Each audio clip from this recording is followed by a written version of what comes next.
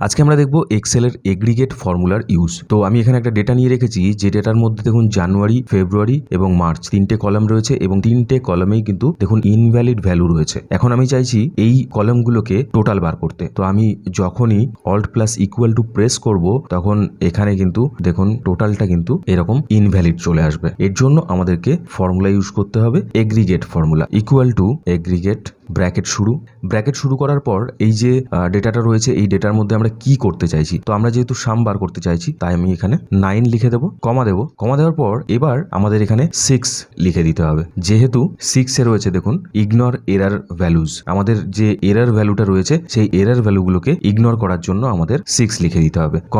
কমা দেওয়ার পর এবার আমাদের জানুয়ারির যে ভ্যালুগুলো রয়েছে সমস্ত ভ্যালুকে সিলেক্ট করে নেওয়ার পর ব্র্যাকেট ক্লোজ করব, এন্টার দেব, দেখুন টোটাল বেরিয়ে গেছে। এবার পাশের গুলো ড্র্যাগ করে নেব, দেখুন প্রত্যেকটার এইভাবে কিন্তু টোটাল বেরিয়ে যাবে।